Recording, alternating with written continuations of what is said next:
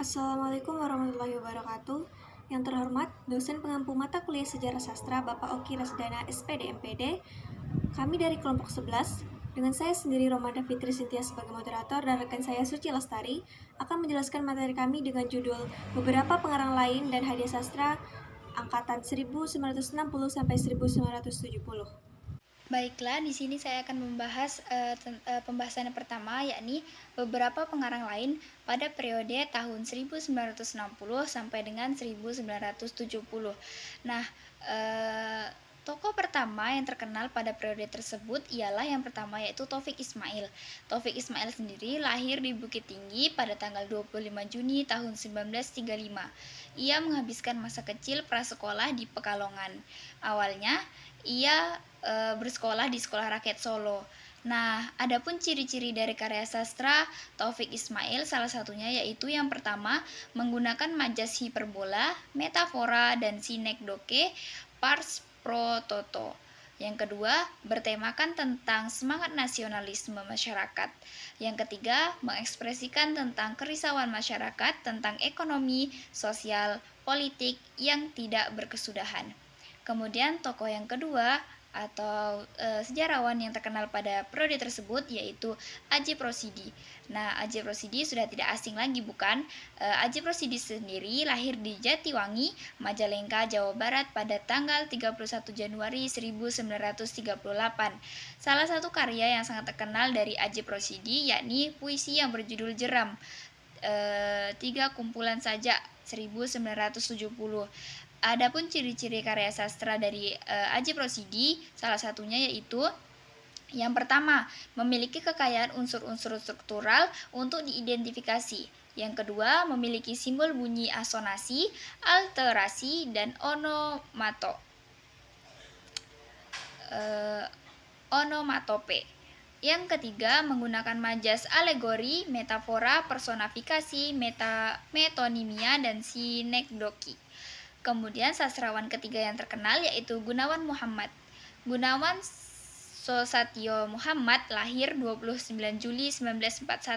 Adalah seorang penyair, esais, penulis naskah drama, dan editor Indonesia. Beliau adalah pendiri dan editor majalah Indonesia Tempo. Gunawan adalah seorang kritikus yang vokal terhadap pemerintah Indonesia dan majalahnya seringkali tidak lagi dicetak karena kritiknya. Gunawan bisa disapa Gun, belajar psikologi di Universitas Riau, Universitas Indonesia maksudnya, ilmu politik di Belgia, dan pernah menjadi Neyman Fellow di Harvard University, Amerika Serikat.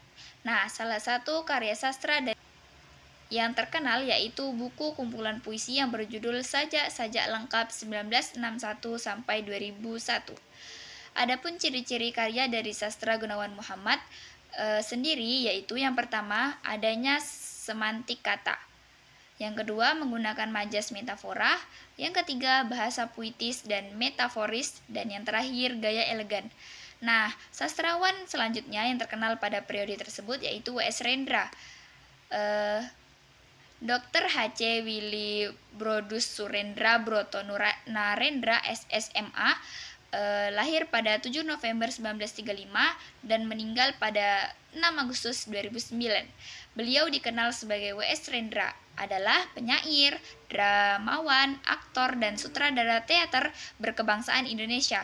Sejak remaja, ia sudah mulai menulis puisi, skenario drama, cerita pendek, dan esai sastra untuk sebagai media massa. Salah satu karya sastra yang terkenal dari W.S. Rendra adalah kumpulan puisi berjudul Puber Pertama, Puber Kedua, Puber Ketiga tahun 1954 sampai 2003. Adapun ciri-ciri karya sastra dari W.S. Rendra yaitu disajikan berbentuk pendek, ringan, dan sederhana. Yang kedua, isinya sangat romantik dan manis. Yang ketiga, menggunakan majas hiperbola. Nah, sastrawan selanjutnya yang terkenal juga yaitu Suwardi Idris. Suwardi Idris sendiri lahir pada 10 November 1930 dan meninggal pada 13 Juli 2004. adalah seorang penulis kontemporer Indonesia. Nama Suwardi Idris erat kaitannya dengan khusus PRRI karena ia adalah penulis satu novel dan novel tersebut mengangkat isu PRRI. Salah satu karya yang terkenal dari Suwardi Idris yaitu novel berjudul Dari Puncak Bukit Talang tahun 1964. Adapun ciri-ciri karya sastra dari Suwardi Idris salah satunya yaitu berbentuk novel menceritakan tentang pergolakan PRI.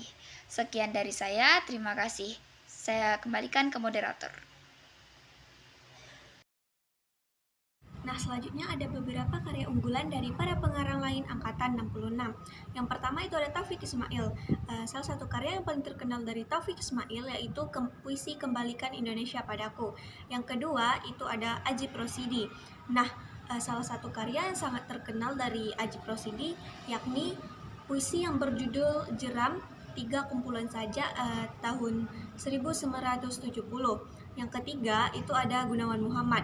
Nah, salah satu karya sastra dari Gunawan Muhammad yang paling terkenal yaitu buku kumpulan puisi yang berjudul Sajak-Sajak Lengkap 1961 sampai 2001. Yang keempat itu ada W.S. Rendra. Nah, salah satu karya sastra yang terkenal dari W.S. Rendra sendiri adalah kumpulan puisi berjudul Puber Pertama, Puber Kedua, Puber Ketiga tahun 1954 sampai 2003. Yang kelima ada Suwardi Idris. Nah, salah satu karya sastra yang paling terkenal dari Suwardi Idris yaitu novel yang berjudul Dari Puncak Bukit Talang pada tahun 1964. Baiklah, saya akan menjelaskan mengenai karakteristik angkatan 66. Karakteristik angkatan 66 pertama yakni berada pada tema. Sebagian besar puisi angkatan 66 bertema tentang protes sosial yang mengungkapkan ketidakadilan di bidang politik, pendidikan, sosial, dan ekonomi.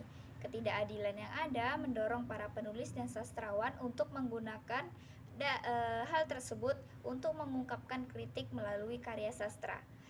Karakteristik yang kedua yakni terdapat pada isi. Karya sastra angkatan 66 ini memuat protes sosial terhadap kemunafikan serta kesewenang-wenangan pemerintah pada masa Orde Baru. Karya-karya sastra yang ada mengandung kritik yang cukup pedas meski hanya dalam kata-kata untuk memperbaiki kehidupan dan memperjuangkan keadilan, kebenaran, dan hak asasi manusia. Kemudian karakteristik yang ketiga yakni pada bahasa. Para sastrawan angkatan 66 cenderung menciptakan karya yang menggunakan bahasa yang kasar, bahkan dalam bentuk hinaan yang berlebihan. Namun, tidak jarang karya-karya protes sosial bersifat begitu lembut. Karya sastra disampaikan dengan berbagai corak seperti kata, makna, konotasi, dan gambaran yang benar-benar dapat menyampaikan perasaan pengarangnya kepada pembacanya. Bahkan, bahasa kiasan dan majas juga umum digunakan, seperti metafora, semifinal, epos, personifikasi, alegori, metonimia, sinedoke, hiperbola, dan ironi. Kemudian karakteristik yang keempat yakni pada bentuk. Karya sastra angkatan 66 berbentuk puisi dan prosa. Contoh prosa yang terkenal pada masa itu yakni novel berjudul Ziarah karya Iwan Simatupang, serta puisi yang terkenal yakni puisi berjudul Saja Anak Mati karya Gunawan Muhammad. Kemudian karakteristik yang terakhir atau yang kelima yakni pada gaya dan aliran. Beberapa gaya atau aliran yang sering digunakan angkatan 66 adalah aliran sarkasme, sinisme, dan paralelisme. Contoh karya sastra beraliran sarkasme yakni puisi berjudul Cinta Kosong karya Fridolin Upur. Kemudian karya sastra beraliran sinisme yakni puisi berjudul Tantangan karya Abdul Wahid Sitemeang. Dan karya sastra yang beraliran paralelisme yakni puisi berjudul Telah Gugur Beberapa Nama karya Bur Ruswanto. Baik, saya Romanda Fitri Sintia akan menjelaskan materi yang terakhir, yaitu hadiah sastra.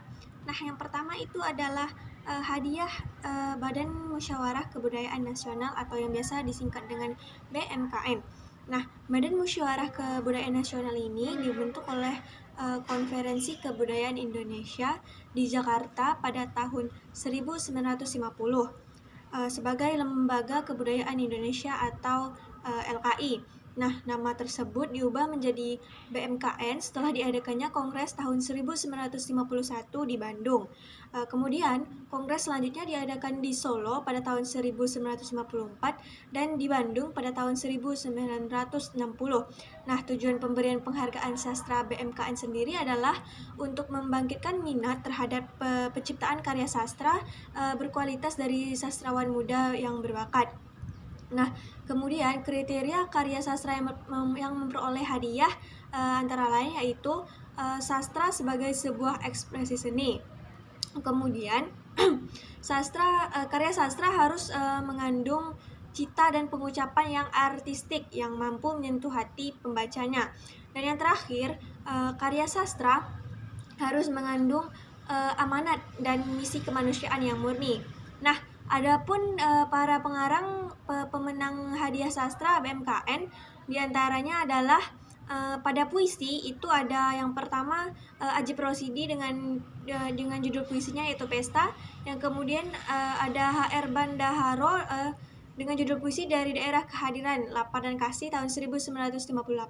Kemudian pada cerpen ada cerpen Pramudia Anantatur dengan judul Jerita dan Blora pada tahun 1952. Kemudian ada Ahdiat Kartamiharja dengan judul Keretakan dan Ketegangan. Kemudian ada novel Mukhtar Lubis dengan judul Jalan Tak Ada Ujung pada tahun 1952. Kemudian ada Toha Mukhtar dengan judul Pulang pada tahun 1958. Dan ada juga drama dari Kunto Wijoyo dengan judul Rumput-Rumput Danau Bento. Kemudian MH Rustandi Kartakusuma dengan judul Bunga Merah, Jang Merah Semua, Bunga Putih, Yang Putih Semua pada tahun 1958. Nah, yang kedua ada hadiah sastra LBSS tahun 1957. Nah, hadiah sastra LBSS adalah hadiah sastra tahunan yang diberikan kepada sastrawan Sunda oleh Lembaga Basa Jeung Sastra Sunda atau LBSS. Nah, hadiah ini telah diberikan sejak tahun 1957. Namun, hadiah sastra LBSS ini terhenti setelah 7 tahun berturut-turut, yakni 1957 sampai 1964 karena kekurangan dana. Setelah Kongres Bahasa Sunda diselenggarakan di Cipayung, Bogor pada tahun 1988, hadiah kembali diberikan sebagai realisasi hasil kongres tersebut. Nah, selain itu, status hukum LBSS diubah dari perkumpulan atau organisasi massa menjadi yayasan. Nah, para pengarang yang mendapat hadiah sastra LBSS antara lain yang pertama ada Rusman Sutia Sumarga dengan judul Papacangan tahun 1957. Kemudian ada Rahmatullah Ading Afandi dengan dongeng Enteng Ti Pesantren tahun 1959. Nah, yang ketiga ada Majalah Kisah tahun 1953. Majalah Kisah hanya menilai karya sastra berbahasa Indonesia. Dalam penilaian itu, Majalah Kisah menunjuk M. Balfas HB, Jasin, dan Idrus sebagai dewan juri. Tidak ada aturan ketat mengenai penilaian. Juara 1, 2, dan 3 dianggap setara dan memperoleh jumlah hadiah yang sama. Nah, adapun para pengarang yang mendapat hadiah sastra Majalah Kisah antara lain yang pertama itu ada Yusa Ananda dalam Kisah Catatan di Kampung Kelahiran tahun 1957. Kemudian ada Rijanto Pratikto Memalui Bola tahun 1954.